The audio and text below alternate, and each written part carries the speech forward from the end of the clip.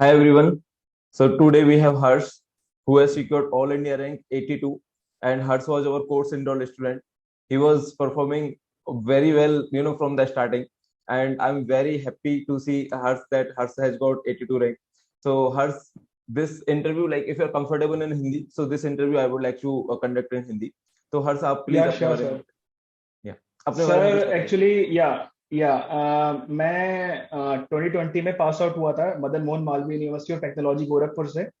सो उसके बाद like because of pandemic I was like striving to get a good job. But end में मेरे पास ऑप्शन ये बचा था कि like I have to start preparing for the GATE because हर जगह ये पार्शियलिटी कहीं ना कहीं तुम्हें देखने को मिल जाती है कि like if you are from a esteemed college, so you will get, you will be having a good repo in the industry. So that's how I started my journey. And yeah, I've been working in TCS. मैं TCS में 1 साल से काम कर रहा हूँ as a assistant systems engineer. Okay. So आपने 2020 में बीटेक किया और फिर आपने 2 साल आपने प्रिपरेशन कब स्टार्ट की थी बेसिकली।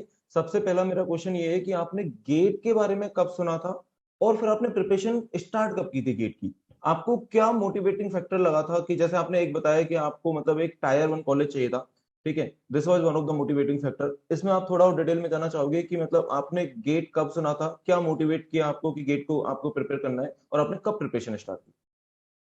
सर पहला मोटिवेटिंग फैक्टर तो यह था कि लाइक मैं एक यूपी के अच्छे स्टीम कॉलेज से था, स्टेट स्टेट गवर्नमेंट के अच्छे टॉप कॉलेजेस से था मैं। तो उसके बाद बिकॉज ऑफ पेंडेमिक मेरा प्लान था एक अच्छे स्टार्टअप में जाने का। बट उस टाइम पे पेंडेमिक की वजह से मेजरली स्टार्टअप्स ने ले ऑफ करना शुरू कर दिया था और रिक्रूशन तो बंद ही कर दिया था। तो इस वजह से मेरा ऑन कैंपस प्लेसमेंट का सिर्फ एक ही चांस था कि टीसीएस में जाना था मुझे। तो उस और मेरी टीसीएस की जो ज्वाइनिंग थी वो भी काफी लेट हो चुकी थी। तो जिस टाइम पे जिस दिन टीसीएस का मेरे पास ऑनबोर्डिंग आया था, हम्म। मुझे उसी दिन मेरे दिमाग में ये चीज स्ट्राइक कर गई थी यार कि मैं एक गवर्नमेंट कॉलेज में आया हूँ, तो एटलीस्ट मैं टीसीएस से तो बेटर डिजर्व करता हूँ, एक सर्विस बेस्ड कंपनी से तो बेटर डिजर्व करता हूँ। तो मेरे लिए सबसे बड़ा मोटिवेटिंग फैक्टर यही था और मैंने उसी दिन से अपनी प्रिपरेशन चालू करी थी। बट मेरे दिमाग में कि बस वेग आइडिया था कि लाइक कि हाँ एक इतने सारे सब्जेक्ट्स होते हैं, और एक हल्का सा फियर था कि यार इतना बड़ा बड़ा सिलेबस है, लोग 2 2 3 3 साल से प्रिपेयर कर रहे होते हैं और मेरे पास एक ही साल है, और दैट टू विद जॉब। सो हाँ फियर तो था, बट या उसके बाद फिर ये था कि किसी ने सजेस्ट करा कि अगर तू खुद बुक से पढ़ता है तो बात अलग है, बट एक अगर कोर्स की तेरे पास हेल्प रहेगी तो वो तेरे पास एक बहुत सही आइडिया रहेगा। क्या कहते हैं कि तुझे ऐसा नहीं है कि रिसोर्सेज के लिए तुझे ट्रायल एंड एरर नहीं मारना पड़ेगा। अगर तेरे पास एक अच्छा कोर्स रहेगा, एक एस्टीम कोर्स रहेगा, सो उससे तुझे एक अच्छी गाइडेंस मिल जाएगी। सो बेसिकली गेट ओवरफ्लो पे मुझे एक मेरे सीनियर ने बताया था कि गेट ओवरफ्लो वेबसाइट है जिसमें तुम पीवाईक्यूज देख सकते हो। पीवाईक्यूज के काफी अच्छी और काफी अच्छे आंसर है उसमें।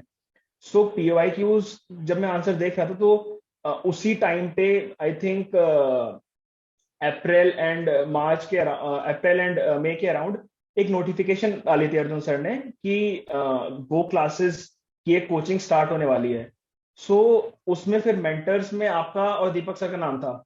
सो आई वाज लाइक क्या कहते हैं कि अभी तक मैं जिसके आंसर्स पढ़ता हुआ आ रहा हूँ, अगर वही लोग मुझे पढ़ाएंगे तो इससे बढ़िया बात तो कोई होगी नहीं। So that's why I decided to join GO classes. Okay. तो आपको पहले से पता था कि मैं और दीपक कौन है और जिस वजह से आपने ज्वाइन किया गो क्लासेस, इज इट। सर ये चीज तो सर सभी मानेंगे लाइक जिन्होंने भी गेट प्रिपेयर करा है कि अगर आप गेट और फ्लो से आंसर्स देख रहे हो तो प्रीवियस ईयर क्वेश्चन की मेजोरिटी ऑफ द आंसर्स आप और दीपक सर के ही हैं, और वो इतने इन डेप्थ एक्सप्लेनेटरी हैं कि आप अगर वही पढ़ लो तो आई डोंट थिंक आपको ज्यादा रेफरेंसेस में जाने की जरूरत है, क्योंकि वो इतने इन डेप्थ एक्सप्लेनेटरी है। क्योंकि आप एक तो आंसर करते हो और सबसे प्लस पॉइंट उसके साथ ये रहता है कि आप रेफरेंसेस दे देते हो कि लाइक हाँ यहाँ से हम लोगों ने भी देखा है, तो एक स्टैंडर्ड रेफरेंसेस भी रहेगा कि हाँ यहाँ से भी अगर क्वेश्चंस और उससे बन सकते हैं तो क्या क्या बन सकते हैं।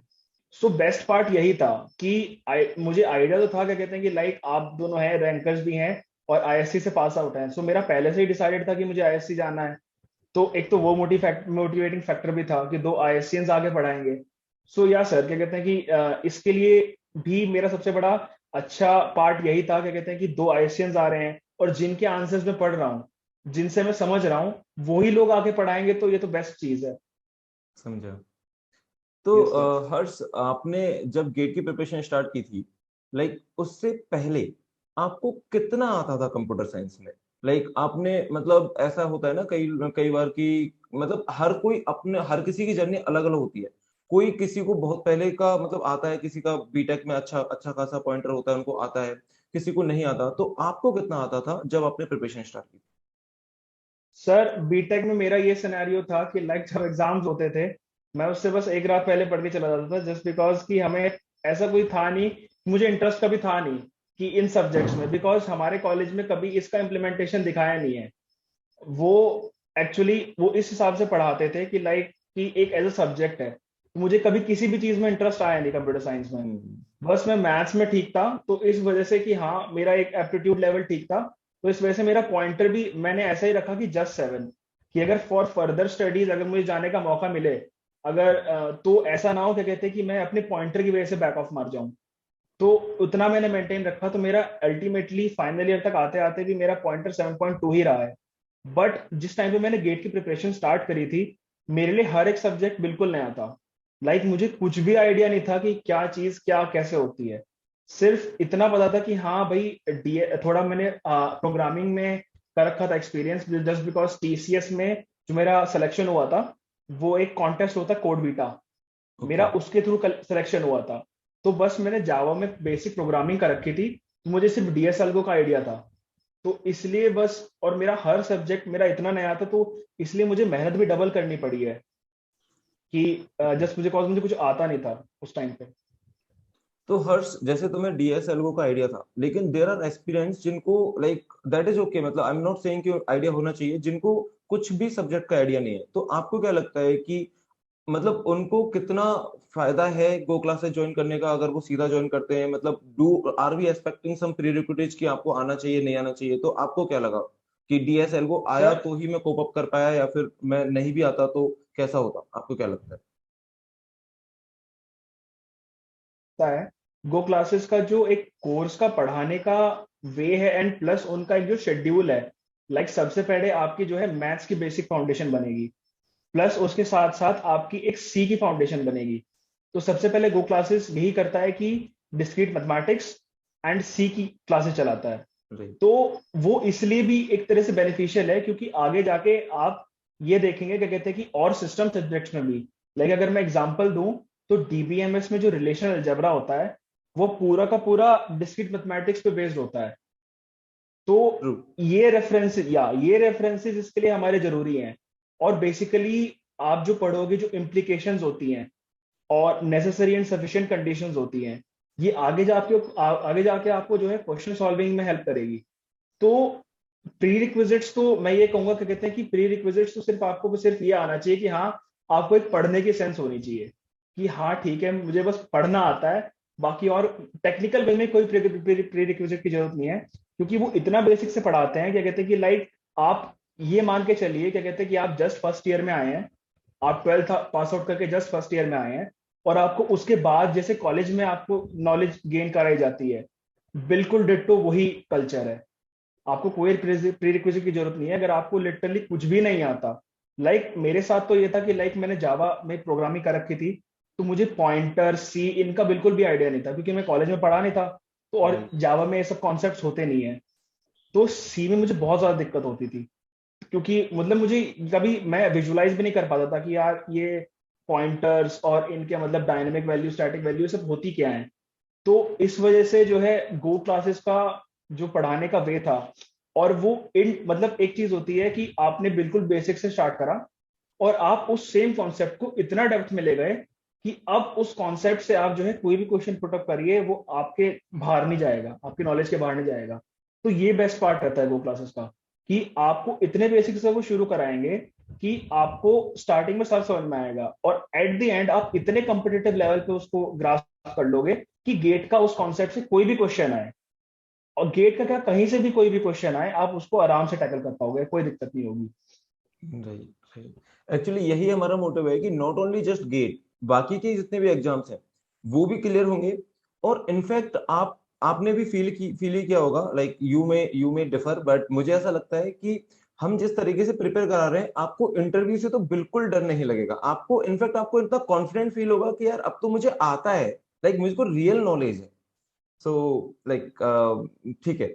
अब मैं आपसे एक दूसरा क्वेश्चन पूछूंगा कि जब आपने प्रिपरेशन स्टार्ट की और जब आपने प्रिपरेशन एंड की, ये पूरा फेज कैसा था? आप मतलब एक बार मुझे समराइज करके बताइए कि कैसे कैसे चला मंथ वाइज, फिर मैं आपसे क्वेश्चन पुट अप करूंगा। अब अपना टाइम लीजिए, पूरी जर्नी बताइए आपसे, जब से स्टार्ट हुआ था, कौन से सब्जेक्ट कब किया था, कैसे क्या, कब टेस्ट दिया था, कब मॉक दिया था, कैसे रिवीजन किया था, कब पीवाईक्यू सॉल्व किए थे, पूरी जर्नी आप बताइए।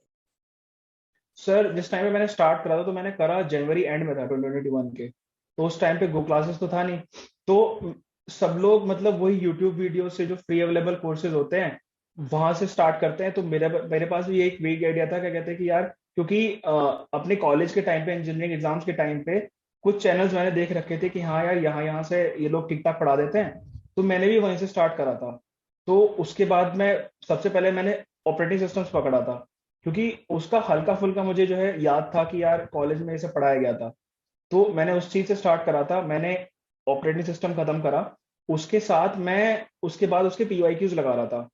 बट ये इतना सरप्राइजिंग था मेरे लिए कि पीवाईक्यूज में अगर 10 क्वेश्चन है, मुझे दो भी समझ नहीं आ रहे थे उसमें।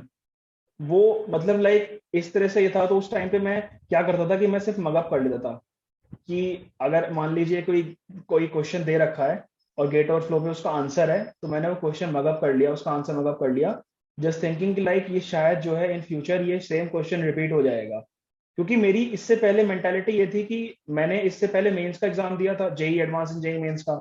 तो जेई मेंस में कभी कभी ये हो जाता था, क्या कहते हैं कि जेई मेंस में कभी कभी कोई क्वेश्चन पास करके रिपीट हो जाते थे। तो मेरी भी थिंकिंग यही थी कि यार गेट में ऐसा हो सकता है कि जो प्रीवियस क्वेश्चंस हो वो डिट्टो आके रिपीट हो जाए, भले ही वैल्यूज चेंज कर दे बट डिट्टो आके रिपीट हो जाए।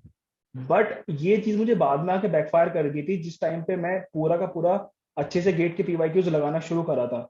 और सबसे बड़ी दिक्कत मुझे, सबसे बड़े मतलब मेरे लिए सबसे बड़ा टर्निंग पॉइंट ये था कि गो क्लासेस ने स्टार्टिंग में अपना एक स्कॉलरशिप टेस्ट रखा था। तो उस टेस्ट में मैं आपको सही बताऊं, वो मेरे ख्याल में शायद 40 मार्क्स का टेस्ट था। और हाँ, और मेरे उसमें 2.66 मार्क्स थे। तो मेरे लिए वो इतना शॉकिंग था कि यार मेरे तो पूरी अभी तक मैंने प्रिपरेशन करी है वो पूरी की पूरी वेस्ट जा रही है। ऐसा क्या इस टेस्ट में है कि जो मैंने बिल्कुल भी नहीं देखा है। उसके बाद फिर मैंने जो है सी एंड डिस्क्रीट मैथमेटिक्स सर का आप लोगों के देखने चालू करे थे।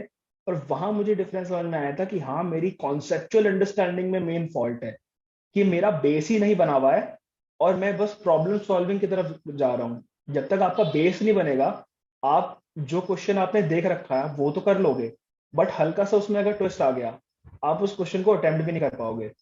सो उस टाइम पे मैंने फिर गो क्लासेस ज्वाइन करी थी। स्टार्टिंग में मेरे साथ ये हुआ था, क्या कहते हैं कि मैं जस्ट बिकॉज मुझे कुछ आता नहीं था, तो मेरे लिए कैचअप करने में थोड़ी दिक्कत हो रही थी। और प्लस मेरे पास मेरी जॉब भी थी, तो थोड़ा टाइम की भी डिफिकल्टी होती थी कि लाइक मैं ऑन एन एवरेज, अगर एक बंदा जो ड्रॉप कर रखा है जिसने, या फिर जो अपने फाइनल ईयर में साथ साथ प्रिपेयर कर रहा है, मैं हल्का सा उससे कम टाइम दे पाता था। बट ये चीज मेरे साथ बेनिफिट थी कि मैंने कभी इस चीज को एक्सक्यूज नहीं लिया है कि लाइक मैं एक नेगेटिव साइड पे हूँ as compared to all other people. So ये तो मेरी सबसे बड़ी अभी एडवाइस रहेगी लोगों को। कहते हैं कि अगर तुम जॉब के साथ भी प्रिपेयर करना चाह रहे हो ना, तो कभी भी ये मत सोचना कि like you are at a disadvantage. Because ऐसा नहीं है कि अगर जैसे मान लीजिए अगर वो उनके पास तुम्हारे से अगर 4 घंटे ज्यादा है, तो सब लोग उस 4 घंटे को एकदम एफिशिएंटली पढ़ेंगे।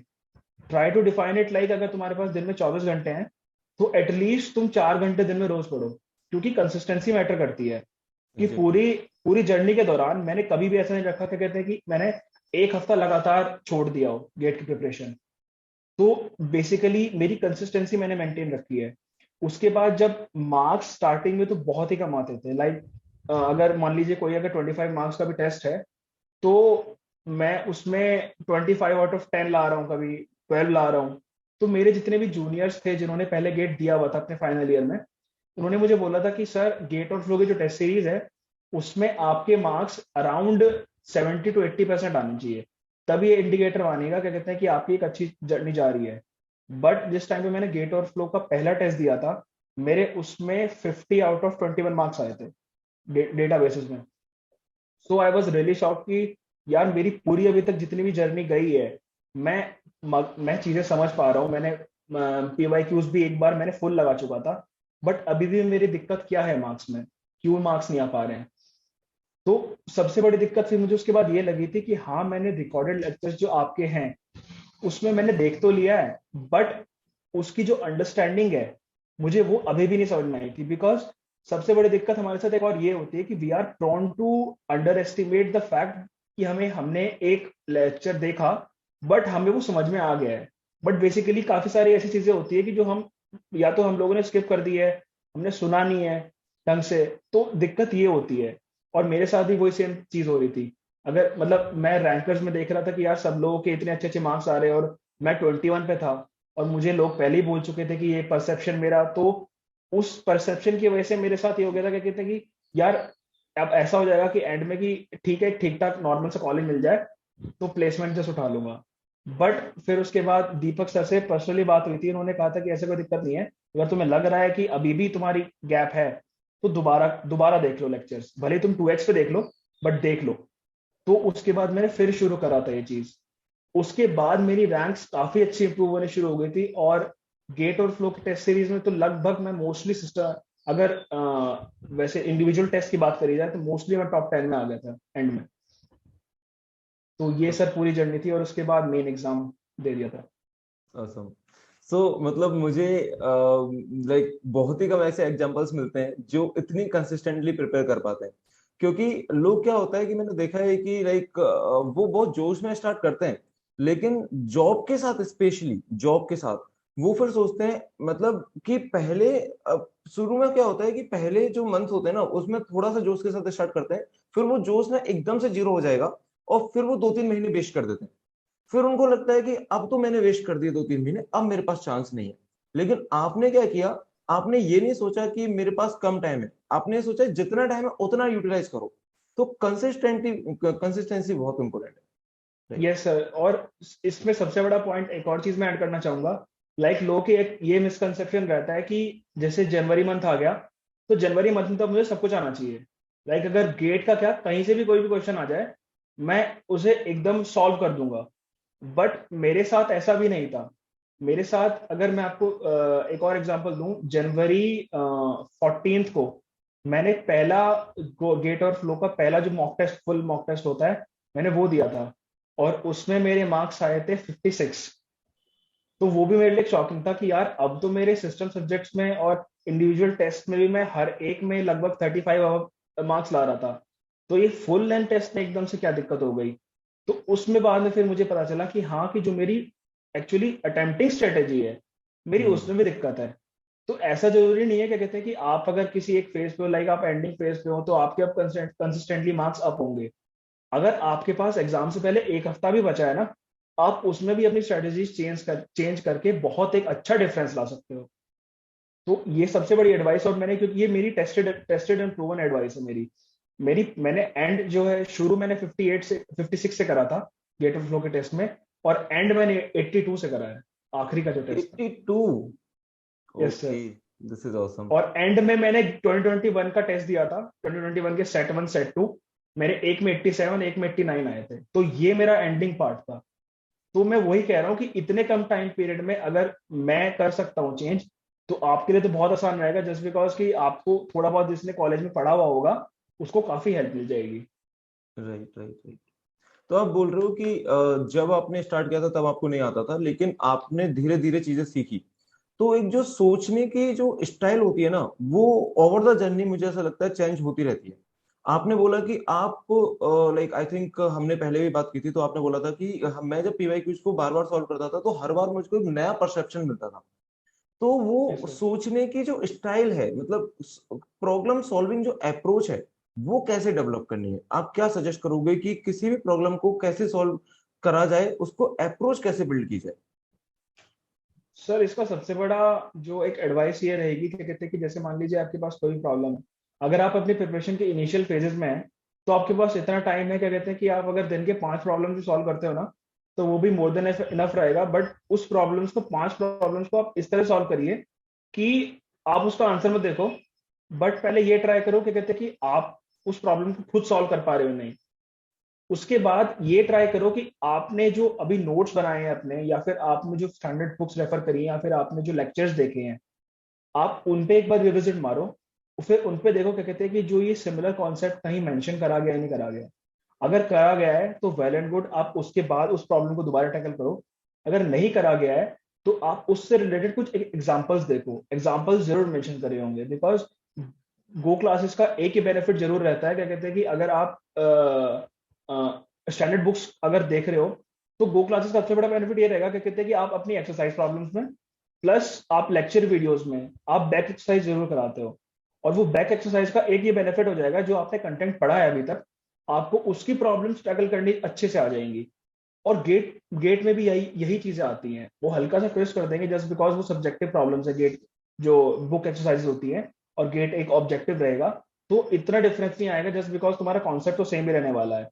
तो आपकी अप्रोच यही रहनी चाहिए कि आप उसके एग्जांपल्स देखो, अभी तक आंसर मत देखना। और अगर उसके बाद फिर आपको तब भी नहीं आया, तो गेट और फ्लो की वेबसाइट देखो, उसमें भी बेस्ट आंसर मत देखो, उसमें बेस्ट आंसर्स होते हैं और कुछ कमेंट्स होते हैं। तो लोग एक बार कमेंट्स देखो, क्या कहते हैं कि लोग की यार एक्चुअली स्टार्टिंग की अप्रोच क्या रही है, हम्म। कि उन्होंने क्या सोचा है, कि जस्ट बिकॉज कि अगर क्या आपका यही थिंकिंग पैटर्न था, तो अगर आपका थिंकिंग पैटर्न ही गलत है, आपको ये लग रहा है, क्या कहते हैं कि हाँ ये जैसे मान लीजिए आप कोई प्रॉब्लम सॉल्व कर रहे हो। एग्जाम्पल अगर मैं देना चाहूँ कि अगर आप ऑपरेटिंग सिस्टम पर कोई भी एक पीवाईक्यू उठा के आप मल्टी लेवल पेजिंग का कोई भी एक पीवाईक्यू सॉल्व कर रहे हो, और आपने ये देखा है उसमें, क्या कहते हैं कि कमेंट्स में देखा कि यार मल्टी लेवल पेजिंग का जो मैं कॉन्सेप्ट सोच रहा था अभी तक, वो हम्म। कॉन्सेप्ट ही गलत था, क्योंकि मैंने वीडियो से शायद गलत समझा। क्योंकि वीडियोस में ऐसा नहीं है, क्या कहते हैं कि वो कुछ भी एक कोई भी बारीकी मिस कर दोगे।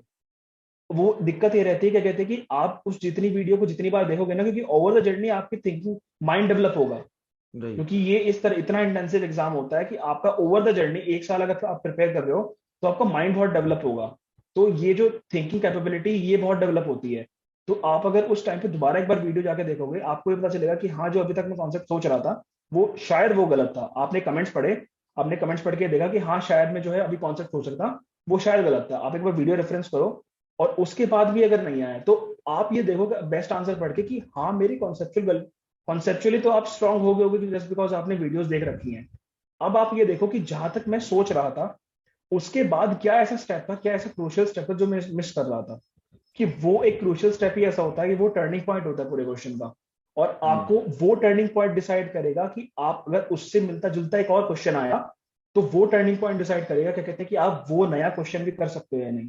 तो एक प्रॉब्लम को सॉल्व करने का, हाँ मैं कहता हूँ ये थोड़ा बड़ा मेथड है, बट अगर आप अपने इनिशियल फेजेस में हो और आपने अगर ये अपना लिया, तो हम्म। आगे जाके आपको ऐसे दिक्कत नहीं आएगी कि अगर मैं कोई नई प्रॉब्लम सॉल्व कर रहा हूँ। क्योंकि जनरली मैंने देखा है मेरे पीयर्स भी जो थे, उनके साथ भी ये दिक्कत आती थी कि लाइक अगर गेट पीवाईक्यूज से मिलता जुलता कोई आ गया प्रॉब्लम, तो वो लोग वो सॉल्व कर लेंगे। बट अगर सेम कॉन्सेप्ट पे नया प्रॉब्लम आ गया, तो फिर उनके साथ दिक्कत हो जाती है। लाइक अगर मैं एग्जांपल दूं, तो गेट और फ्लो की अगर आप टेस्ट सीरीज देखोगे, तो काफी सारी चीजें होती हैं, like necessary and sufficient conditions में डिफरेंस होता है। तो गेट दे देगा आपको, गेट एक पीवाईक्यू में आपको मेंशन कर रखा होगा व्हाट इज द, मान लीजिए नेसेसरी कंडीशन उसने पूछी है। गेट और फ्लो क्या करेगा, सेम कॉन्सेप्ट होगा आपका, सेम स्टेटमेंट होगी, उस नेसेसरी का सफिशिएंट बना देगा। तो सिर्फ एक वर्ड के चेंज से पूरा का पूरा क्वेश्चन बदल जाता है। तो ये चीज आपकी डिसाइड करेगी कि हाँ आपने कॉन्सेप्ट को मगअप करा है, या राइट। आपने कॉन्सेप्ट को एक्चुअली समझा है। तो ये अगर ये थिंकिंग कैपेबिलिटी आपकी आपने स्टार्टिंग में बना ली है, तो एंड में जाके आपको दिक्कत नहीं होने वाली है कि यार मैं नई प्रॉब्लम सॉल्व नहीं कर पा रहा हूँ। तो तो मेरा सर यही आपने सजेशन रहेगा। तो आपने जो अपनी एनालिटिकल स्किल्स है वो पीवाईक्यूज के थ्रू बहुत ज्यादा डेवलप की, उनको आपने बहुत ही यस सर। एक्सप्लोर किया। ओके। यस सर, मैंने हर एक कमेंट को एक्सप्लोर करा है। क्योंकि ओके। स्टार्टिंग में जिस टाइम पे मैं प्रिपेयर कर रहा था, उस टाइम पे मेरे साथ यही था, मेरे साथ भी ये दिक्कत आ रही थी कि मैं सिर्फ बेस्ट आंसर रट लेता था, और उसके बाद मैं फिर टेस्ट दे देता था कि लाइक अगर जैसे पीवाईक्यूज के भी गेट और फ्लो पे टेस्ट हैं, एज अ राइट। पीवाईक्यू भी तुम टेस्ट दे सकते हो। तो मैं ये था कि जो मेरे करे हुए क्वेश्चन है मैं वही नहीं बना पा रहा था। बाद हम्म। में मैंने, क्योंकि हाँ बाद में मैंने ट्रायल एंड एरर से मैंने ये अपनी स्ट्रेटेजी बनाई थी, तो इससे मुझे काफी अच्छा बेनिफिट मिलने लग गया। तो आपने इतना डीप में एक्सप्लोर किया पीवाईक्यूज को, तो there might be some days जिसमें आपने मतलब एक दिन में काफी कम पीवाईक्यूज किए होंगे, मतलब एक दिन में, मतलब I want to ask that number two you कि आपने एक दिन में ऐसा कौन सा दिन था जिसमें आपने सबसे कम पीवाईक्यूज किए थे, वो कितने कम पीवाईक्यूज थे? सर सबसे कम मैं आपको बताऊं, मैंने एक क्वेश्चन एक दिन में करा था, बट वो क्वेश्चन ऐसा था कि वो मल्टी लेवल पेजिंग पे ही था ओके। वो क्वेश्चन, और उसका मैंने आपका कमेंट एक्सप्लोर करा था। अगर मैं ओके। आपको एग्जैक्टली भी बताऊं तो हाँ। 2008 का एक क्वेश्चन है वो, उसका राइट। मैंने आपका कमेंट एक्सप्लोर करा था। और वो इतना एक्सप्लोर हो गया था मुझे कि, क्योंकि उससे पहले मेरा मल्टी लेवल पेजिंग का कॉन्सेप्ट ही, मेरा सोचने का कुछ और आइडिया था कि लाइक जो मैं सोचता था, जो मैं विजुलाइज करता था वो गलत था। तो हम्म। वो कमेंट पढ़ने के बाद मुझे इतनी डीप क्लैरिटी आई थी कि उसी एक टीवाईक्यू के रिलेटेड मैंने, वो एक्चुअली पेज अगर आप जाके देखोगे तो पूरी गेट ओवरफ्लो की वेबसाइट पे वो अकेला एक क्वेश्चन सबसे ज्यादा व्यूज है उस एक क्वेश्चन ओ। के, पूरी ओके। गेट ओवरफ्लो की वेबसाइट पे। हाँ, ओके। तो उस क्वेश्चन को मैंने हर एक पेज में हर एक रेफरेंस को चाटा था, और उसमें बर्कलेज यूनिवर्सिटीज के एग्जाम्पल्स दिए हुए हैं, उस क्वेश्चन में ही लिंक है, उसमें बर्कलेज यूनिवर्सिटी के एग्जाम्पल दिए हुए हैं। तो पूरा राइट। मैंने एक दिन लगाया था उस क्वेश्चन के लिए, क्योंकि वो एक ऐसा क्वेश्चन था कि जिसने मेरी पूरी की पूरी जो मेमोरी मैनेजमेंट वाला पोर्शन है ऑपरेटिंग सिस्टम में, वो पूरा का पूरा क्लियर हो गया था। मतलब एक क्वेश्चन से मेरा पूरा मेमोरी मैनेजमेंट क्लियर हो गया था। तो राइट। आपको इस तरह के क्वेश्चंस भी मिलेंगे। इसलिए बेनिफिशियल सबसे ज्यादा ये रहता है कि आप अगर, इसलिए कहते हैं लोग कि ब्लाइंडली गेट और फ्लो पे ट्रस्ट करो, कि आपको इतने अच्छे अच्छे रेफरेंसेस मिलेंगे और ऐसे सीनियर्स के कि जिन्होंने इतना अच्छा एक्सप्लोर करा हुआ है कि आपको इतना एक्सप्लोर करने की फिर जरूरत भी नहीं पड़ेगी। तो राइट। मेरे सबसे ज्यादा अच्छे मोटिवेटिंग फैक्टर यही हो गया था, क्या कहते हैं कि मतलब इतने अच्छे आंसर्स अगर मैं पढ़ के इतना सही एक्सप्लोर कर पा रहा हूँ, तो इनके वीडियो लेक्चर्स तो फिर बहुत ही एकदम माइंड ब्लोइंग होंगे। Thank you. तो हर्ष, आपने जिस तरीके से एक्सप्लोर किया, और कई लोग होते हैं जिस मतलब इतना डीप में एक्सप्लोर नहीं करते हैं, तो आपको क्या लगता है कि जिसकी लाइक मेहनत सब कोई करता है, ठीक है, मैं जब प्रिपेयर कर रहा था तो मेरे साथ भी कई लाइक फेलो एस्पिरेंट्स थे जिन्होंने भी मेहनत की थी, इनफैक्ट हो सकता है मुझसे ज्यादा मेहनत की हो, है ना। उस टाइम पे मेरी रैंक आई थी, उन लोगों की लाइक लेट सपोज 1000 या 2000 के अंदर नहीं आ पाई थी। तो मतलब I will tell you the reason, but मैं पहले आपसे सुनना चाहता हूँ कि आपको क्या लगता है कि क्या रीजन है। मेहनत दोनों कर रहे हैं, लेकिन एक की रैंक आ गई है, एक की रैंक नहीं आ पा रही है, क्या क्या गलत कर रहा होगा वो इंसान आपके हिसाब से। सर देखिए, सबसे बड़ा इसमें जो फैक्टर ये रहता है कि आप दो इंडिविजुअल ले लीजिए जिसकी मान लीजिए रैंक अच्छी आई है, जिसकी उतनी अच्छी नहीं आई है जितनी वो एक्सपेक्ट कर रहा था।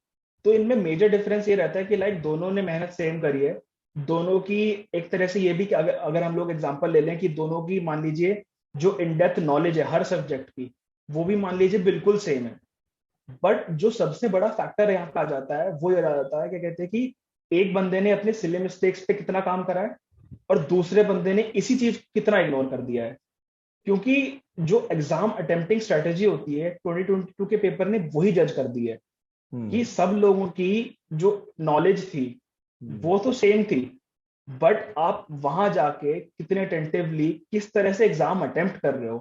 क्योंकि हम्म। उसमें जैसे मान लीजिए मैं आपको अगर एग्जांपल दूं, इस बार 2022 में क्वेश्चन था जिसमें ट्रांसपोर्ट लेयर में ये पूछा गया था कि कितने नंबर ऑफ बिट्स लगेंगी for uniquely identifying the hmm. Packet. Hmm. तो मेजर उसमें दिक्कत ये थी, जो मैंने अपने पेयर से भी देखा, उन्होंने आके मुझे बताया कि ये आंसर मैं करके आया हूँ। तो मेजर फ्लॉ सबका ये था कि हमें ये पता होना चाहिए कि ट्रांसपोर्ट लेयर में टीसीपी जो है वो हर एक पैकेट को बाइट वाइज नंबरिंग करता है, बट जो क्वेश्चन में दी हुई थी वो बिट्स में दी हुई थी, बैंडविड्थ। तो हम्म। सबसे बड़ा दिक्कत ये होगी जिन्होंने इस चीज को नहीं देखा, उन्होंने हम्म। डायरेक्ट बिट्स में बाइट्स में कन्वर्ट ना करते हुए उसी से आंसर निकाल दिया। तो इतने छोटे डिफरेंस से भी बहुत वास्ट चेंज आ सकता है। तो यही मैं तो कहूंगा, क्या कहते हैं कि ये जो सबसे ज्यादा जो अपने सिलेबस टेक्स्ट पे काम करेगा ना, मेनली उसकी रैंक उतनी इंप्रूव होती है। क्योंकि राइट। ये चीज जैसे लाइक मैं स्टार्टिंग में ये देखता था, क्या कहते हैं कि मेरे काफी सारे मिस्टेक्स होती थी कि, और मेरा इतना डिमोटिवेट हो जाता था मैं कि लाइक यार अभी भी इस टाइम पे भी आके मेरे मार्क्स नहीं आ रहे हैं। बट अब मुझे वो लगता है कि जो मेरे क्वेश्चंस गलत होते थे, मेरे लिए सबसे ज्यादा प्लस पॉइंट यही रहा है, क्योंकि मेरा जो टीसीपी में ये वाला क्वेश्चन सही हुआ है, मेरा ये गेट ऑफ फ्लो के सॉरी गो क्लासेस के मॉक में यही क्वेश्चन गलत हुआ था, ओह। Similar okay. क्वेश्चन। हाँ, क्योंकि ओके। गो क्लासेस के मॉक में सिमिलर क्वेश्चन आया था और ओके। मेरा यही क्वेश्चन गलत हुआ था। और हम्म। वहां जाके मुझे पता चला कि हाँ यार इन बाइट्स में कन्वर्ट करना मैं भूल गया था। तो ओह। ये चीज मुझे वहां बेनिफिट कर गई। तो इसलिए मैं नाइस। कहता हूँ कि अगर तुम्हारी मिस्टेक्स भी हो रही है ना, तो ये चीज तुम अपने लिए बेनिफिशियल समझो। क्या कहते हैं कि तुम्हारी ये जितनी भी मिस्टेक्स हो रही हैं, ये तुम्हारा उतना ही प्लस करवाएगा गेट मेन एग्जाम में, क्योंकि सब लोग मेहनत सेम कर रहे हैं तो सबकी नॉलेज भी सेम होगी। तो ऐसा नहीं है कि कहते हैं कि मतलब कोई कोई ज्यादा मेहनत कर रहा है तो उसकी ज्यादा अच्छी रैंक आ जाएगी। मेन यही होता है कि आप अपनी सिली मिस्टेक्स पे, आप अपनी एग्जाम अटेम्प्टिंग स्ट्रेटेजी पे वो कितना काम कर रहे हो, क्योंकि वो इतना अच्छा प्रेशर झेलना, वो 3 घंटे के लिए वो एकदम चीजें बदल देता है। Okay, yes right, that is मेरी। ट्रू। तो आपने लाइक गेट पीवाईक्यूज को इतना डीप में एनालिसिस किया, तो मैं आपसे पूछना चाहूंगा कि आपने कितनी बार पीवाईक्यूज सॉल्व किए, और आप क्या सजेस्ट करते हो कि आपको कितनी बार, मतलब किसी को कितनी बार करने चाहिए आपके अकॉर्डिंग? और sir not just quantity, like मतलब आप कैसे करने चाहिए तो आपने बता दिया, लाइक मतलब कितनी बार पीवाईक्यूज को करना चाहिए ये आप बताइए, आपने कितनी बार की? सर मैंने पहली बार जब करा था तो मेरे लिए ऐसा था कि यार मुझे सिर्फ ये खत्म करना है। लाइक हम्म। मेरे लिए ऐसा कोई नहीं था क्या कहते हैं कि मैं इन डेप्थ जा रहा हूँ। मैंने पहली बार में गया ही नहीं था मैं इन डेप्थ। मैं ओके। पहली बार में सिर्फ बेस्ट आंसर देखता था और मैं नेक्स्ट कर देता था कि हाँ भाई मुझसे क्वेश्चन बना है तो ठीक है, नहीं बना तो भी ठीक है, कोई दिक्कत नहीं है, इसका आंसर मैं रट लेता हूँ। हम्म। उसके बाद जब मैं सेकेंड अटेम्प्ट में गया था तो सेकेंड अटेम्प्ट में मेरे साथ ये दिखा कि जो मेरे साथ मैंने क्वेश्चन पहले मैं क्या करता था कि जो क्वेश्चन मुझसे बन जाते थे मैं उनको मार्क कर देता था अलग पीडीएफ में, मैं हाईलाइट कर लेता था। मैंने हम्म। पीडीएफ में ग्रीन से हाईलाइट कर देता था मैं कि जो क्वेश्चन मुझसे बन जा रहे हैं, और जो नहीं बनते थे वो मैं रेड से हाईलाइट कर देता था। तो मुझे काफी बार ऐसा दिखाया क्या कहते हैं कि जो मैं सेकंड बार में लगा रहा था पीवाईक्यूज, कि जो मैं पहले कर चुका था पीवाईक्यूज मुझसे वो भी नहीं बन पा रहे हैं। तो हम्म। ये सबसे बड़ा डिमोटिवेटिंग फैक्टर होता है क्या कहते हैं कि अगर आप जो क्वेश्चन पहले कर चुके हो हम्म। और अब आपकी नॉलेज पहले से प्रायर से ज्यादा है और हम्म। अब आप उस क्वेश्चन को अटेम्प्ट नहीं कर पा रहे हो, तो ये बहुत बड़ी मतलब मेरे साथ तो बहुत गंदा डिमोटिवेशन आता था इस चीज को लेके। तो मैं उस टाइम पे ये करने लगा था। जो सेकंड अटेम्प्ट था मेरा, सेकंड अटेम्प्ट में मैं एक बेस्ट आंसर को अच्छे से एक्सप्लोर करने लग गया था। हम्म। फिर उसके बाद मैं क्या करता था कि अब मैंने उन क्वेश्चंस को भी मार्क करना शुरू कर दिया कि जिसमें मुझे कोई अच्छा कमेंट या फिर कोई अच्छा रेफरेंस मिला है, कि जब मैं हम्म। उस क्वेश्चन को थर्ड टाइम लगाऊंगा तो मुझे पता रहेगा कि हाँ भाई इन इन क्वेश्चंस को लगाना है, और मैं सारे क्वेश्चंस नहीं लगाऊंगा अब थर्ड टाइम पे, थोड़ा हम्म। टाइम बचेगा। तो थर्ड टाइम पे फिर मैं सिर्फ उन क्वेश्चंस को अटेम्प्ट करा था जो मुझसे पहले नहीं बने हैं, और मैं या फिर मुझे उनका रेफरेंस बहुत अच्छा लगा है। तो 3 टाइम तो मैंने फुल लगाया है, पूरी पूरी पूरी पूरी पीडीएफ लगाई है, सारी पीवाईक्यूज लगाए हैं। बट अगर बात करी जाए ऐसे पीवाईक्यूज की जो मतलब कॉन्सेप्चुअली बहुत स्ट्रांग है, तो हम्म। उनकी तो काउंटिंग ही नहीं करनी चाहिए। क्योंकि इस तरह के क्वेश्चंस क्या होते हैं कि आप जितनी बार जाओगे, जैसे मैंने पहले भी मेंशन करा है, जितनी बार जाओगे उतनी बार आपका क्वेश्चन के लिए परसेप्शन चेंज हो जाएगा, कि हम्म। एक कॉन्सेप्ट को कितने आप एंगल से देख सकते हो। वो डिपेंड करेगा क्या कहते हैं कि आपका हाँ की कॉन्सेप्ट की क्लैरिटी आपकी कितनी अच्छी स्ट्रांग हो रही है। तो मैं तो ये कहूंगा कि एटलीस्ट 3 बार तो लगा लो, क्योंकि मैं ये कहूंगा कि मार्केट में किसी भी टेस्ट सीरीज से जाने से बेटर ये है कि आप पीवाईक्यू सॉल्व करो, क्योंकि आपको एक्चुअल ओरिजिनल क्वेश्चंस जो कमिटी बनाती है आपको वो पीवाईक्यूज मिलेंगे। राइट। और वो जिस डेप्थ में आप कॉन्सेप्चुअल क्लियर करेंगे वो आई डोंट थिंक कि कोई अलग से मार्केट में टेस्ट सीरीज इतनी इतनी डेप्थ कर पाएगी। Right, true, true. तो आप इतना डीप में पढ़ रहे थे, उस टाइम आपको कभी ये मतलब थॉट नहीं आया कि यार मैं कहीं गलत नहीं कर रहा हूँ अपने साथ, विच मीन्स मैं इतना टाइम स्पेंड कर दे रहा हूँ, है ना, और हो सकता है सिलेबस कवर नहीं हो सकता है मेरी स्ट्रेटेजी गलत हो? ऐसा कुछ थॉट नहीं आया आपके आपके साथ जब आप प्रिपेयर कर रहे थे कि सर मेरी स्ट्रेटेजी हो सकता है हर गलत? बार ये थॉट रहा है मेरी, मतलब ये जो स्ट्रेटेजी गलत होने वाला जो थॉट है हम्म। मेरा ये कांस्टेंट रहा है। क्योंकि मेरे साथ जब भी गंदे मार्क्स आते थे मेरा हम्म। सबसे पहले थॉट यही आता था कि यार ऐसा तो नहीं कि मेरी स्ट्रेटेजी ही गलत हो रही हो। क्योंकि हम्म। मैं रिगर मार सकता हूँ, बट अगर मेरी स्ट्रेटेजी पढ़ने की गलत हुई तो मेरी रैंक पे इफेक्ट हो जाएगा। मैं हम्म। कितना भी रगर मारूं, मैं मान लीजिए अगर 24 घंटे में से 23 घंटे 23 आवर्स भी पढ़ रहा हूं मैं, बट अगर मेरी वो स्ट्रैटेजी ही गलत है एग्जाम को प्रिपेयर करने की तो मेरी रैंक नहीं आएगी। ये फैक्ट है। क्योंकि और स्ट्रेटेजी डेवलप करना ही ट्रायल एंड एरर से सीखा है मैंने, कि मैंने हर टाइम ऐसा नहीं क्या कहते हैं, क्योंकि आप ये चीज तो सब लोग मानेंगे क्या कहते हैं कि अगर एक आपको ड्रास्टिक इंप्रूवमेंट चाहिए किसी भी चीज में तो हम्म। आपको एक ड्रास्टिक चेंज भी लाना पड़ेगा अपनी स्ट्रैटेजीज में। हम्म। तो इसी वजह से मेरी स्ट्रैटेजी मैंने काफी बार बदली है। लाइक जिस टाइम पे मैं शुरू में मॉक्स अटेम्प्ट करता था हम्म।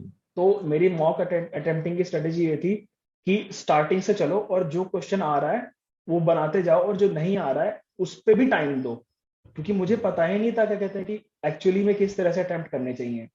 उसके बाद फिर ये एक प्लस पॉइंट होता है गो क्लासेस में कि आपको ये दिख जाता है कि आपने एक क्वेश्चन कितनी देर तक अटेम्प्ट करा है, मतलब एक क्वेश्चन में आपने कितना टाइम लगाया है। तो मैं ये नोटिस कर रहा था कि मैंने एक क्वेश्चन को अटेम्प्ट करा है और मैंने उसको गलत अटेम्प्ट करा है, मैं मार्क्स अपने नेगेटिव में ला रहा हूँ, बट उस पर मैं 5-5 6-6 मिनट दे रहा हूँ। तो मुझे यहाँ दिखा कि यार ये मैं जो 6 मिनट वेस्ट कर रहा हूँ, अगर मैं किसी ऐसे क्वेश्चन में लगा देता जो हाँ हल्का सा डीप था, तो शायद वो मुझसे बन जाता। तो इस ये चीज इंप्रूव करते करते मैंने अपनी स्ट्रेटेजीज बहुत बार बदली है, क्योंकि मुझे हर बार ये लगता था कि यार मेरी अगर स्ट्रेटेजी गलत हुई तो शायद मेरी रैंक पे इफेक्ट हो जाएगा। और बात रही क्या कहते हैं कि ये लगने की, हाँ कि मैं शायद गलत कर रहा हूँ, वो तो सर बात ये है क्या कहते हैं कि वो मुझे एंड टाइम तक भी लगता रहा था कि जिस टाइम पे मेरे एंड में भी जनवरी में भी मार्क्स मेरे जो कम आए थे स्टार्टिंग में, पहले पहले दूसरे मॉक्स में, मुझे उस टाइम पे भी लगता था कि यार ऐसा ना हो क्या कहते हैं कि ये चीज मेरी सेम रिफ्लेक्ट हो जाए गेट में, क्योंकि मेरा एक हॉल्टिंग पीरियड आ गया था कि मैं 65-70 के ऊपर जा ही नहीं पा रहा था। मैं ओके। कितना भी पढ़ लूं, कैसे भी मॉक्स दे लूं, मैं 65-70 के ऊपर जा ही नहीं पा रहा था। बट जैसे जैसे विद ट्रायल एंड एरर जनवरी का एंड आते आते मैंने अपनी स्ट्रेटेजी जो नई बनाई थी वो इतना मेरे लिए इंप्रूव कर गई थी कि मैं एंड के मेरे ख्याल में शायद 3 या 4 टेस्ट हमेशा 75 हो रहा हूँ। वाह, ऑसम। Yes sir. तो अभी आप, if you see everything as a just one picture, कि मैं अभी यहाँ पे, आपने आपकी रैंक आ गई, आप when you look at the past, तो आपको लगता है कि आपकी ओवरऑल जो स्ट्रेटेजी थी, ठीक है, नॉट जस्ट पेपर अटेम्प्ट की स्ट्रेटेजी, आपकी पूरी प्रिपरेशन की जो जर्नी थी, आपको लगता है कि आपने वो सही स्ट्रेटेजी फॉलो की, अभी अभी आपको ऐसा लगता है, राइट? Yes sir. अगर अगर लेट सपोज कि आपकी रैंक नहीं आती, ओके, बाई चांस, तो क्या आप उस स्ट्रेटेजी को, उस जर्नी को आप सही बोलते, या फिर तब आप कुछ गलत बोलते कि नहीं यार मैंने ये गलती कर दी थी? अब तो आप सही बोल रहे हो क्योंकि अब रैंक आ गई है। अगर आपकी रैंक नहीं आती तो आप बोलते कि वो जर्नी सही थी, या फिर आप बोलते कि नहीं मैं गलत था? उसी सेम जर्नी को, एग्जैक्ट सारी चीजें सेम है, बस आपकी रैंक आ गई है नहीं आ गई है, बस इतना डिफरेंस है। सर इसका सबसे बड़ा ये फैक्टर रहेगा कि लाइक आप जो प्रिपेयर कर रहे हो ना, आप फ्यूचर तो नहीं देख सकते। आपको राइट। ये पता है कि हाँ भाई अभी जो मेरा स्टेट है वो हम्म। क्या है, हम्म। उस चीज को मैं कितना इंप्रूव कर चुका हूँ। हम्म। तो मैंने जितने पूरी जो पूरी जर्नी रही है मैंने यही मान के चला हूँ क्या कहते हैं कि जो मेरा अभी करंट स्टेट है, मैं इस करंट स्टेट को किस तरह से इंप्रूव कर सकता हूँ। तो मेरी अगर रैंक नहीं भी आती ना सर, तो मैं ये मानता हूँ क्या कहते हैं कि मैं अपने लिए मैं इससे बेस्ट स्ट्रेटेजी नहीं बना सकता था, क्योंकि मैंने हम्म। इतना ट्रायल एंड एरर के बाद, मैं इतना ट्रायल एंड एरर के बाद इतनी बार अपनी स्ट्रेटेजी चेंज करी है कि मेरे लिए ये हो गया था कि यार अब एक थ्रेशोल्ड आ गया है, शायद इससे ऊपर मेरे मार्क्स नहीं बढ़ पाएंगे। और हम्म। मेरे एग्जैक्ट मतलब टू बी रियली ऑनेस्ट, मेरे गो क्लासेस के सेकंड मॉक में मेरे 63 मार्क्स थे ओके। और मेरे एक्चुअल एग्जाम में भी 62.67 है। वाह। मतलब इतना एक्यूरेटली था, तो सीरियसली मेरे लिए बहुत सरप्राइजिंग था ये चीज। तो राइट। अगर मेरी रैंक नहीं भी आती ना सर, तो मेरे लिए ऐसा नहीं होता क्या कहते कि हाँ कि लाइक मैंने स्ट्रेटेजी गलत मेरी थी। पूरी पूरी स्ट्रेटेजी ही गलत हो गई है, हम्म। क्योंकि मुझे पता था कि मैंने अपना बेस्ट दिया है और मैं एक ऐसे प्लेटफॉर्म से आया था कि जहाँ पे मुझे बिल्कुल भी नहीं आता था। तो मेरे लिए अगर ठीक ठाक भी मेरी अगर रैंक आती और अगर इतनी अच्छी नहीं आ पाती, तो भी मेरे लिए एक सेटिस्फेक्शन ये रहता कि हाँ यार तूने अपना बेस्ट दिया है और उसके हिसाब से जो तेरी रैंक आई है ना वो अच्छी है। सो आई डोंट थिंक कि मतलब किसी की भी ऐसा नहीं कहेंगे किसी की भी स्ट्रेटेजी गलत होती है, हम्म। क्योंकि जो स्ट्रेटेजी मान लीजिए मैं इस इंटरव्यू में बता रहा हूँ, जो स्ट्रेम स्ट्रेटेजी अगर कोई और अप्लाई करेगा तो शायद उस पर ना वर्क करे वो चीज, राइट। क्योंकि राइट। ये जो स्ट्रेटेजी बनती है सर ये ट्रायल एंड एरर से बनती है। हम्म। आप जिस तरह से अपना एक्सपीरियंस होते जाओगे अपनी जर्नी के हम्म। दौरान, आप उतनी बार अपनी स्ट्रेटेजी बदलोगे, क्योंकि एक स्ट्रेटेजी सब पे काम नहीं करेगी। राइट। तो मतलब ऐसा प्रिपेयर करो कि एट द एंड कोई रिग्रेट नहीं रहे कि यार मैंने अपना बेस्ट दिया था, दैट्स ऑल। आपकी आवाज नहीं आ रही। सो सर मतलब जिस टाइम पे मैं कह रहा था कि जिस टाइम पे रिजल्ट आए, आपको ऐसा नहीं लगना चाहिए कि शायद अगर मैं ये कर लेता तो मेरी रैंक और अच्छी इंप्रूव हो सकती थी। अब जो कर सकते हो आप उस टाइम पे करो। आप हम्म। ये मत सोचो कि यार इससे मेरी रैंक अगर मतलब इससे अगर मेरे मार्क्स डिटोरिएट हो गए तो क्या हो जाएगा। आप एक बार ट्राई करो, अगर रैंक डिटोरिएट होते हैं तो अपनी प्रायर स्ट्रेटेजी पे आ जाओ, और अगर रैंक इंप्रूव हो जाती है या मार्क्स इंप्रूव हो जाते हैं तो उस स्ट्रेटेजी को और अच्छे से प्रैक्टिस करो, क्योंकि ऐसा नहीं होगा कि कहते हैं कि आपने कोई एक नई स्ट्रेटेजी बनाई और एकदम वो काम कर जाएगी। उसको आपको थोड़ा टाइम देना पड़ेगा, उसमें ट्विक्स करने पड़ेंगे आपको हल्के फुल्के, तब वो जाके आपकी स्ट्रेटेजी कोई भी परफेक्ट बैठती है। क्योंकि राइट। किसी और की स्ट्रेटेजी कॉपी करने से वो नहीं काम बनेगा, जो आप अपनी खुद डेवलप करोगे ना, मेन रिजल्ट उससे आता है। True, true. एक चीज मुझे अभी जस्ट याद आई है, जो आपने मॉक टेस्ट मेंशन किया था, तो उसमें आपने बोला था कि बिट्स एंड बाइट्स का एक क्वेश्चन था, तो जिसमें आपने वहां पे सिली मिस्टेक कर दी थी, लेकिन एक्चुअल एग्जाम में आप नहीं की थी क्योंकि एग्जैक्ट ऑलमोस्ट सेम क्वेश्चन आया था। तो मैंने कल हिमाली का इंटरव्यू लिया था, जिनकी AAT-NIES पर, तो उन्होंने भी मॉक दिया था। तो उन्होंने ये बोला कि उन्होंने वो मिस्टेक यहाँ पे भी की थी, गेट अपने गेट गो क्लासेस के मॉक टेस्ट में वहां पे भी उन्होंने कर दी थी। तो एनीवे, वो तो होता है, मतलब थोड़ी बहुत सिली मिस्टेक होती है, लेकिन हमें इतना अच्छे से प्रिपेयर करना चाहिए कि सिली मिस्टेक्स के बाद भी अपन सिक्योर जोन में रहे। Yes right, sir. क्योंकि एक्चुअल एग्जाम में भी यस हो गए सर। Silly mistakes. राइट। तो सिली मिस्टेक्स तो होती ही हैं। लाइक अगर जैसे अगर मैं अपना एग्जांपल दूं, तो मेरे साथ दो क्वेश्चन ऐसे रहे हैं कि जिसमें इतना माइन्यूट एरर था, मतलब इतना गंदा सिली मिस्टेक में करके आया हूं कि पूरा का पूरा क्वेश्चन मैंने सही सॉल्व करा है, और वो ऐसे मोमेंट पे करा है कि मेरी आदत रहती है एग्जाम की कि आखिरी का हाफ एन आवर में बचा लेता हूँ, क्योंकि मुझे पता है क्या कहते हैं कि जो क्वेश्चन मेरे स्टार्टिंग में नहीं बने हैं, अगर हम्म। उन्हें मैं अच्छे से टाइम दूंगा एंड में विदाउट प्रेशर, तो मुझसे वो पक्का बन जाएंगे। तो हम्म। एक ऐसा क्वेश्चन था कि आपको उसमें शायद इसका आंसर 509 था, 509 आपको सेकंड लास्ट बाइनरी एलिमेंट का बाइनरी सर्च इंडेक्स, का। बाइनरी सर्च का इंडेक्स, उसका इंडेक्स बताना था एलिमेंट का। हम्म। तो मैं उसका आंसर 510 लिख के आया था, जस्ट बिकॉज मैंने एक ये चीज मिस कर दी थी कि जो इंडेक्सिंग वो 0 से स्टार्ट है। और दूसरा एक क्वेश्चन था जिसमें नंबर ऑफ डिस्क एक्सेसेस बताने थे, हम्म। और उस डिस्क एक्सेसेस में उसका आंसर आई थिंक, उसमें भी मेरा सिर्फ एक ही डिफरेंस था, मुझे एग्जैक्टली आंसर तो याद नहीं है, बट उसमें मुझे याद है कि मेरा सिर्फ एक डिस्क एक्सेस से डिफर कर रहा था आंसर। क्योंकि क्वेश्चन में मुझे पढ़ के ये उस टाइम पे क्लियर नहीं हुआ कि जो डिस्क एक्सेस जो एक्स्ट्रा लगना था एक्चुअली में आंसर में, कि ये लोग चाह रहे हैं नहीं क्वेश्चन में। तो हम्म। वो चीज भी डिसाइड कर देती है आपकी कि हाँ कितना, तो 2 मार्क्स, मतलब मेरे 4 मार्क्स में इसलिए बैक हो गए हूँ कि जस्ट बिकॉज इन क्वेश्चंस की वजह से। तो राइट। ये सिली मिस्टेक्स होंगी, बट आपको इतने अच्छे से प्रिपेयर करना है कि इवन दो आपकी सिली मिस्टेक्स हों, आप हम्म। उसके बाद भी एक अच्छा स्कोर कर पाओ। Right, right, right. That is true. तो आपको क्या लगता है कि लाइक गेट एक जो एग्जाम है, ये किस टाइप का एग्जाम है, विच मीन्स कि अगर हमें कंसेप्चुअल नॉलेज है तो can we clear this exam? और ऐसा भी हो सकता है क्या कि हमें बहुत ज्यादा आता है, कंसेप्चुअल नॉलेज है, और मे बी लेट्स सपोज एक बार में क्लियर नहीं हो पाया क्योंकि क्योंकि सिली मिस्टेक्स कुछ ज्यादा ही हो गई, लेकिन क्या आपको ऐसा लगता है कि अगर हमें सच में कंसेप्चुअल नॉलेज है, सच में हमें आता है, डीप अंडरस्टैंडिंग है चीजों की, तो गेट एक अनसर्टेन एग्जाम है या फिर एक सर्टेन एग्जाम है कि इसमें रैंक आ ही जाएगी अगर आपकी आपकी अंडरस्टैंडिंग है, या फिर पता नहीं आएगी नहीं आएगी? सर ये एक तरह से जो है सर्टेनिटी तो मैं बोलूंगा, बट एक प्रोबेबिलिटी फैक्टर हो जाता है कि राइट। अगर आपकी कंसेप्चुअल नॉलेज बहुत अच्छी है, तो आपका प्रोबेबिलिटी फैक्टर कि आपकी गेट में एक अच्छी रैंक आएगी वो बहुत अप हो जाएगा। क्योंकि हम्म। अब आप उन लोगों से ऊपर हो कि जिन्होंने सिर्फ मगअप करा है। तो राइट। एक तरह से प्रोबेबिलिटी फैक्टर आपका बहुत अप हो जाएगा।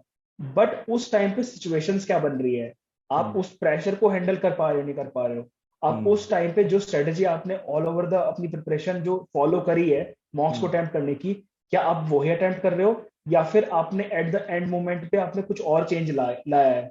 तो हम्म। ये सब चीजें डिसाइड करेगी कि हाँ कि आपकी उस मोमेंट पे आपने जो पढ़ा है, आप उस हम्म। चीज को अप्लाई कर पा रहे हो नहीं कर पा रहे हो। तो हाँ मैं ये कहूंगा क्या कहते हैं कि अगर आपकी प्रोबेबिलिटी, आपका जो है अंडरस्टैंडिंग बहुत अच्छा है, तो हम्म। प्रोबेबिलिटी आपकी अच्छी रैंक लाने की बहुत अप होगी। But right. ये सर्टेनिटी नहीं है गेट हम्म। एग्जाम, क्योंकि ये चीज वो तो बहुत कोई भी सारे एग्जाम नहीं होता। आपको इंटरव्यू एक्सपीरियंसेस दिख जाएंगे बहुत सारे कि जिनकी अंडरस्टैंडिंग बहुत अच्छी थी, बट वो लोग जस्ट बिकॉज एग्जाम प्रेशर या फिर कोई और हम्म। दिक्कत की वजह से वो अच्छी रैंक नहीं ला पाए। एंड इवन दो कि उन्होंने सेकंड अटेम्प्ट में वो बहुत अच्छी रैंक ले आए हैं। तो इसलिए मैं राइट। कहता हूँ कि ये सर्टेन एग्जाम तो नहीं है, बट हाँ राइट। प्रोबेबिलिटी फैक्टर आपका काफी अप हो जाएगा अगर आपकी प्रिपरेशन अच्छी है। राइट।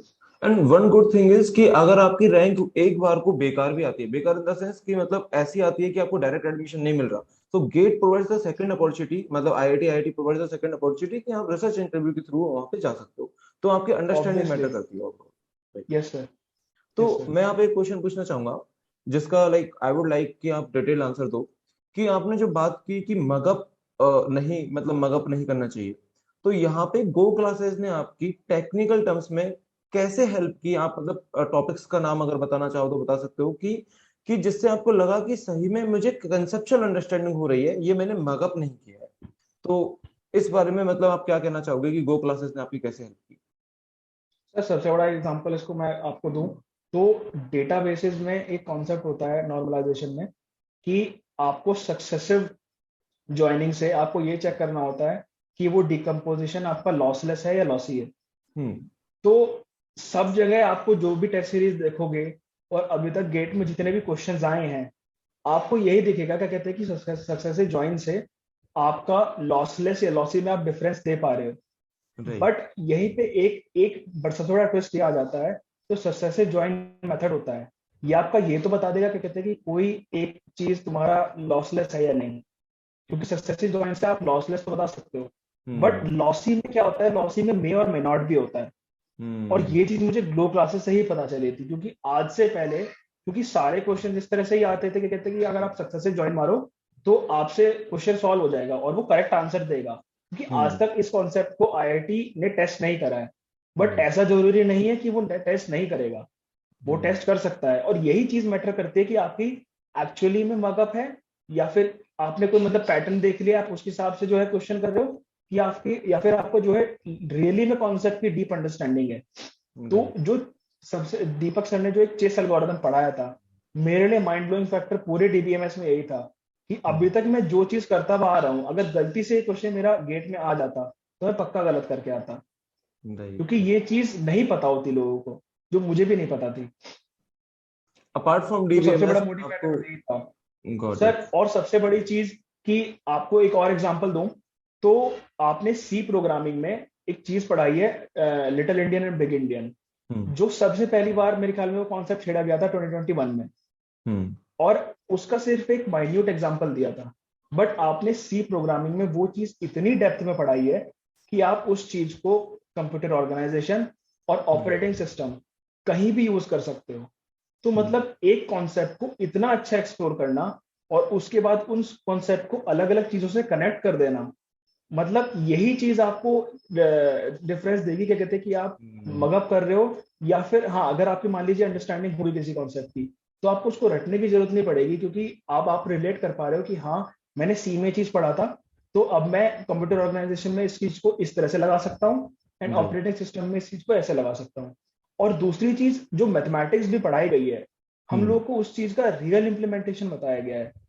जैसे आपको एक और एग्जांपल देना चाहूंगा मैं, क्या कहते हैं, हम्म। जो गो क्लासेस की वीडियोस में था, लीनियर अलजेब्रा में एक चीज सब लोग ये बोलते हैं कि लीनियर अलजेब्रा मशीन लर्निंग में बहुत इंपॉर्टेंट होती है। राइट। बट सबसे बड़ा क्वेश्चन ये है कि क्यों, ऐसा क्या है उस चीज में कि लीनियर अलजेब्रा में कि जो मशीन लर्निंग में इंपॉर्टेंट होती है। क्योंकि मशीन लर्निंग में हम लोग क्या करते हैं, अगर जो जिसने भी थोड़ा बेसिक देख रखा होगा, पाइथन में लाइब्रेरीज आती है और हम हम्म। लोग डायरेक्ट लाइब्रेरी यूज करते हैं। तो फिर ऐसा क्या है ऐसा मशीन लर्निंग में कि हम लोग जो है बोलते हैं कि हमारी लीनियर मैथ जबरन। स्ट्रांग होनी चाहिए, फिर हमारी लीनियर अलजेब्रा स्ट्रांग होनी चाहिए। उसका राइट। सबसे बड़ा एग्जांपल आप लोगों ने अपनी गो क्लासेस में यही बताया था कि एक कॉन्सेप्ट होता है रेगुलराइजेशन। और वो राइट। रेगुलराइजेशन ऐसा कॉन्सेप्ट है कि वो मशीन लर्निंग की हर एक एल्गोरिदम में यूज होता है। और उस रेगुलराइजेशन कॉन्सेप्ट का जो बेस है वो बना ही आइगन वेक्टर्स पे है। ऑसम। तो ये ये विजुअलाइजेशन करना कि हाँ अब जो चीज मैं पढ़ रहा हूँ मुझे पता है, क्या कहते हैं कि वो मैं आगे जाके यूज करने वाला हूँ। तो हम्म। ऐसा नहीं है कि आपको ये नहीं कभी लगेगा, कहते हैं कि हाँ यार ठीक है ये चलो पढ़ लेते हैं, गेट में आएगा उसके बाद कभी हमें देखने को नहीं हम्म। मिलेगा। तो हम्म। ऐसा कभी मुझे फील नहीं हुआ पूरी गो क्लासेस के वीडियोस के दौरान, क्योंकि हमें वो रियल इंप्लीमेंटेशन दिख जाएगा कि हाँ जो आप कहीं ना कहीं यूज कर रहे होगे। राइट। राइट। तो मतलब आपको पढ़ते time it's it's not just कि आप केवल गेट की तैयारी कर रहे हो, यू आर ऑलवेज एक्साइटेड कि मतलब ये चीज हम पढ़ क्यों रहे हैं। जैसे specially that is true for engineering mathematics. मैंने देखा है कि इंजीनियरिंग मैथमेटिक्स को मतलब लीनियर अलजेब्रा प्रोबेबिलिटी को सॉल्व करते time like mostly GATE aspirant just take it कि हाँ मुझे बस गेट के लिए पढ़ना है, आई डोंट नो कि इसका यूज है, ये सब्जेक्ट कितने इंपॉर्टेंट है। Like let me just tell to everyone कि लीनियर अलजेब्रा प्रोबेबिलिटी इतने ज्यादा इंपॉर्टेंट है कि यही अगर आपको आता है तो आपका केवल यही आता है ना, तो आपका पैकेज 15 से 20 लाख का ऐसे इजीली लग जाएगा, easily. Like this much importance it has, और मतलब it is changing the whole world. पूरा मशीन लर्निंग इन्हीं पे बेस्ड है। तो यस, हाँ, मैंने ट्राई किया था कि मैं इंट्यूशन कन्वे कर पाऊँ, तो I hope I was successful in that. You may differ sir ये अगेन। बहुत बहुत बहुत अच्छी चीज थी, क्योंकि आप अगर स्टार्टिंग में किसी कॉन्सेप्ट को ऐसे लेके चलेंगे ना कि आप उसे विजुलाइज ये कराएंगे कि हाँ इसका रियल वर्ल्ड इम्प्लीमेंटेशन कहाँ हो रहा है, तो आपको कभी ये नहीं लगेगा कि कहते कि हाँ मैं सिर्फ जो है गेट के लिए पढ़ रहा हूँ। आपको राइट। ऐसा लगेगा कि हाँ यार मैं एक अच्छा ऐसा कॉन्सेप्ट सीख रहा हूँ जो आगे जाके शायद मैं मास्टर्स, क्योंकि आपने गेट किस लिए चूज करा, अपने मास्टर्स के लिए, तो आपको ऐसा लगेगा कि कहते हैं कि हाँ यार मैं मास्टर्स में अपना बेस बना के जा रहा हूँ। और गो क्लासेस के लेक्चर आपको इतना हेल्प कर देंगे कि कहते हैं कि आपने जैसे बोला था स्टार्टिंग में कि आपको इंटरव्यू में कॉन्फिडेंस आएगा। आपको ऐसा कभी नहीं रहेगा कि कहते हैं कि यार अब मुझे जो है इंटरव्यू के लिए है, मुझे दोबारा शुरू से देखना पड़ेगा, मुझे सारे नोट्स देखने पड़ेंगे। आप एक हल्का ब्रशअप मारो और आपको सारी चीजें याद आती जाएंगी, क्योंकि आपने जो बेस जो दिया है, आपने जो प्रूविंग के साथ पढ़ा है ना, वो एक एग्जैक्टली। तरह से बोलते हैं कि अनियन पीलिंग स्ट्रेटेजी होती है कि स्टार्टिंग में आप प्रूव कराओ और उस कॉन्सेप्ट को इतना डेप्थ में लेके जाओ कि आपको कहीं से भी कोई भी क्वेश्चन आप उसे टैकल कर पाओ, not just regarding GATE. Right. And also like how you felt about TOC, like specially मैंने देखा है कि एस्पिरेंट्स को ना टीओसी में अनडिसाइडेबिलिटी डिसाइडेबिलिटी से या तो डर लगता है, या फिर उनको ऐसा लगता है कि उनको आ गया है। तो आपका क्या एक्सपीरियंस था उस पर्टिकुलर टॉपिक के लिए? सर मेरा एक्सपीरियंस स्टार्टिंग में तो बहुत ही गंदा था, क्योंकि उसमें एक टेबल आती है जो गूगल इमेजेस में मुझे मिल गई थी, कि राइट। वो टेबल ऐसा था, क्या कहते हैं कि वो टेबल रट लो और तुम्हारा काम हो जाएगा। राइट। बट ऐसा नहीं हुआ मेरे साथ, कि जब मैं क्वेश्चंस अटेम्प्ट कर रहा था तो मुझे ऐसे ऐसे क्वेश्चंस मिले कि वो टेबल तो क्या, मैं अपना खुद का दिमाग लगा रहा हूँ उनसे सॉल्व नहीं हो रहा था। फिर दीपक सर की जो अनडिसाइडेबिलिटी का पूरा उन्होंने कोर्स लिया है, अनडिसाइडेबिलिटी पे मतलब टीओसी पे सबसे ज्यादा ध्यान दीपक सर ने अनडिसाइडेबिलिटी पे ही दिया है, क्योंकि राइट। वो एक क्योंकि एक ऐसा टॉपिक है जो जनरली लोगों का वीक होता है। और वो इसलिए वीक होता है क्योंकि वो थोड़ा टीओसी से आउट ऑफ द बॉक्स है, क्योंकि उसमें ऐसा नहीं है, क्योंकि टीओसी हम लोग मानते हैं कि टीओसी एक ऐसा सब्जेक्ट है जो एकदम स्कोरिंग है। तो एकदम स्कोरिंग से लोगों का परसेप्शन यही जाता है कि यार ये बहुत इजी है। बट ये चीज गलत है, एकदम स्कोरिंग का मतलब ये नहीं है कि एकदम वो इजी है। एकदम स्कोरिंग का मतलब ये है कि अगर आपकी कॉन्सेप्चुअल अंडरस्टैंडिंग अच्छी है तो आप उसके क्वेश्चंस को पक्का अटेम्प्ट कर पाओगे। ये राइट। सर्टेनिटी और सब्जेक्ट्स में नहीं मिलेगी फिर भी आपको, बट टीओसी में आपको पक्का मिलती है कि अगर आपकी कॉन्सेप्चुअल अंडरस्टैंडिंग अच्छी है तो पक्का आप उस क्वेश्चंस को जो है टैकल कर पाओगे। तो अनडिसाइडेबिलिटी सर ने इतनी अच्छी से समझाई थी कि आपको वो चीज विजुलाइज जब कर पाओगे ना आप, कि हाँ यार ये चीज जो है ट्यूरिंग डिसाइडेबल है या नहीं, ट्यूरिंग रिकग्नाइजेबल क्या चीज होती है, क्योंकि आपको टर्म्स पहले तो पता होनी चाहिए कि ये टर्म्स क्या चीज होती हैं, क्योंकि अगर आपको ये टर्म्स नहीं पता रहेंगी तो आप क्वेश्चन ही फिर तो नहीं पढ़ पाओगे। और सबसे इंपॉर्टेंट चीज ये होती है कि सर ने सबसे बढ़िया ये बताया कि इसमें एज केसेस कहाँ निकल पाते हैं, कि इसमें कहाँ बाउंड्री कंडीशंस होती हैं, कहाँ एज केसेस होते हैं, कि मतलब कहाँ ऐसी चीजें होती हैं कि जो आप देखोगे और आपको लग रहा होगा कि हाँ यार ये ट्यूनिंग रिकग्नाइजेबल होगी, बट एक्चुअली में वो नहीं होती।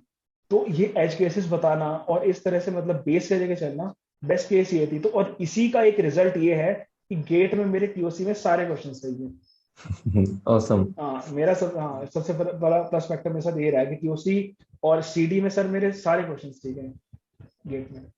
ऑसम। तो हर्ष, आपके अभी क्या फ्यूचर प्लान्स हैं? आपने कॉलेज के बारे में सोचा है, सीआईआईटी बॉम्बे या फिर आईआईटी मद्रास, कानपुर, दिल्ली, कोई कॉलेज के बारे में सोचा है? या फिर फ्यूचर में not just related to college, की आपने सोचा है कि आपको पीएचडी जाना है, इंडस्ट्री में जाना है? अभी आपके क्या फ्यूचर प्लान्स? सर फिलहाल तो मेरा जो मेन एम है वो आईएससी बैंगलोर का ही है, जस्ट बिकॉज मेरा जो मन था वो, क्योंकि मैं इंडस्ट्री देख चुका हूँ, मुझे राइट। थोड़ा बहुत एक्सपीरियंस है, तो राइट। इसलिए मुझे मेरा मन है डेटा साइंटिस्ट या अप्लाइड साइंटिस्ट रोल्स के लिए अप्लाई करने का, और आईएससी उसके लिए बेस्ट प्लेटफॉर्म है मेरे हिसाब से। राइट। तो मेरा भी फ्यूचर प्लान तो ये है कि मैं आईएससी के साथ अपनी मास्टर करूं और एक अच्छा अप्लाइड साइंटिस्ट या फिर जो है डेटा साइंटिस्ट की अच्छे सा प्लेसमेंट निकालूं। और इन द फ्यूचर अगर बात करें 5 to 6 years के बाद, तो मेरा मन यही है कि कहते हैं कि इस एक अच्छा एक्सपीरियंस लेने के बाद किसी अच्छी रेपुटेटेड कंपनी से मेरा खुद का स्टार्टअप करने का मन है। ओके। ऑसम। तो ये एक एक वेग प्लान है सर। Got it. तो हर्ष, आपकी ड्रीम कंपनी क्या है? सर फिलहाल तो मैं ये कहूंगा कि कहते हैं कि ड्रीम कंपनी, तो सर मैं मानूंगा कि कहते हैं कि मुझे जो स्टार्टिंग से मन था, मेरा मन था क्या कहते हैं कि अप्लाइड साइंटिस्ट वॉल्ट डिज्नी में, मुझे पता नहीं क्यों बचपन से ही रहा है क्या कहते हैं कि यार वॉल्ट डिज्नी में काम करना है। गॉट वो इट। स्टार्टिंग में तो मूवीज से था, बट अब मैं प्रोफाइल देखता हूँ, मैं लोगों से बात करता हूँ तो बोलते हैं तो एक वो चीज मोटिवेटिंग फैक्टर था मेरे लिए। और आप ये सोचिए क्या कहते हैं कि आप जो मूवीज देख रहे हो, आप ये देखिए क्या कहते हैं कि जो उसके पीछे का एनिमेशन है और जो उसके पीछे का जो जिस सॉफ्टवेयर पे वो एनिमेशन बना है वो आपने बनाया है। तो आप कोई हम्म। मूवी देख रहे हो और आप ये देख रहे हो क्या कहते हैं कि वो चीज आपकी वजह से बनी है। तो मेरे लिए सबसे अच्छा एक हैप्पीनेस या फिर एक तरह से सेटिस्फाइंग फैक्टर यही होगा कि यार जिस लोगों को मिलियंस ऑफ लोग देख रहे हैं, तो वो चीज मेरे बेस पे बनी हुई है। Got it. Awesome. Yes sir. So, like, I mean, this gives very satisfactory feeling कि हम जो कर रहे हैं that is being used by many people. तो I yes agree. Sir. Awesome. Yes sir. तो हर्ष, अभी मैं like आपसे रिक्वेस्ट करूंगा कि like आप गेट एस्पिरेंट्स को क्या मैसेज देना चाहोगे? अगर कोई शुरू से प्रिपरेशन कर रहा है, क्या गलती वो कर सकते हैं जो आपके मैसेज सुनने के बाद शायद वो अवॉइड कर दें? तो I would like to give you a message to all of the GATE aspirants. I will turn off my video because I don't want to, treat this as an interview or something. Just open your heart out and let every aspirant know that this is should be done. Okay. So Harsh, yeah, over to you. या सो यार अगर मैं अपनी खुद की journey से अगर advice देना चाहूँ, तो सबसे बड़ी चीज मेरे लिए यही रहेगा क्या कहते हैं कि लाइक मेरे पास आज अब गेट रैंक आने के बाद मेरे पास ये मैसेज आते हैं कि सर आप प्लीज ये बताइए क्या कहते हैं कि आपका पूरा जर्नी क्या रही है, आपने कहाँ से पढ़ा है। लाइक सबसे बड़ा और जो जो क्वेश्चन रहता है, वेग क्वेश्चन लोगों के दिमाग में, वो ये रहता है कि क्या मैं बुक्स पढ़ूं, क्या बुक्स पढ़ना जरूरी है, या फिर मैं किसी भी एक कोचिंग के इंस्टीट्यूट के वीडियोस देख लूं, या फिर जो है यूट्यूब पे जो फ्री अवेलेबल वीडियोस है वो देख लूं तो मेरा काम चल जाएगा।